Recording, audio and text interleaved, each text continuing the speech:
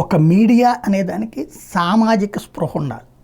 ప్రభుత్వాలకి ఆ మానవత్వపు ఆలోచన ఉండాలి. అధికార యంత్రాంగానికి మనం మనుషులమన్న స్పృహ ఉండాలి. ఈ మూడు ఫెయిల్ అయినటువంటి వ్యవస్థ ఆంధ్రప్రదేశ్లో ప్రస్తుతం రాజ్యం వెళ్తోంది.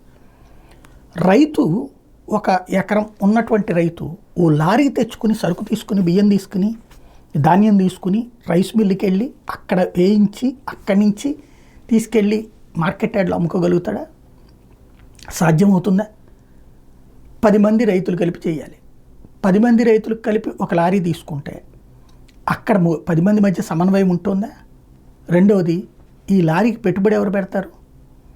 ఆ లారీ సరుకు వాళ్ళు తీసేసుకుంటారా వెంటనే? ఇవి ప్రత్యక్షంగా తెలుసు.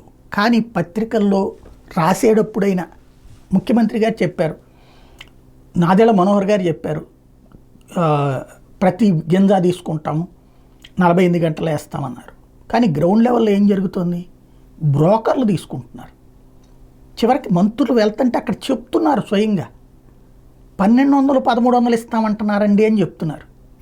ఇదివరకు అదే జగన్ ఉంటే కనుక మంత్రులకి షాక్, చంపపెట్టు ఇట్లాంటిది వీడియోలు వచ్చాయి, వార్తలు వచ్చాయి.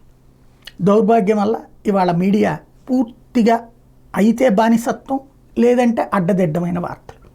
నిజాయితీగా, నిర్మోహమాటంగా, బాధ్యతగా వ్యవహరించటం లేదు. ఫలితం ప్రజలకి శాపం, వ్యవస్థలకి పాపం అయిపోయింది. ఇవాళ ప్రభుత్వం ఆలోచించాల్సిన పద్ధతి ఏంటి? పొలం దగ్గరికి వెళ్ళి ఎందుకు తీసుకోకూడదు? రైతు దగ్గరికి వెళ్ళి ఎందుకు తీసుకోకూడదు? తీసుకుని డబ్బులు వేసేసేయండి. దేవుడిలా చూస్తారు కదా ప్రతి రైతు కూడా. బాధ్యతగా ఉంటుంది కదా అప్పుడు ప్రభుత్వం చేసేది కూడా. ఇప్పుడు ఏమవుతుంది? ఆ రైతుల దగ్గర తక్కువకు తీసుకుని బ్రోకర్లు అదే రైతుల పేరుతో వాళ్ళు కొనుక్కుంటారు. ఇది జరుగుతున్నది.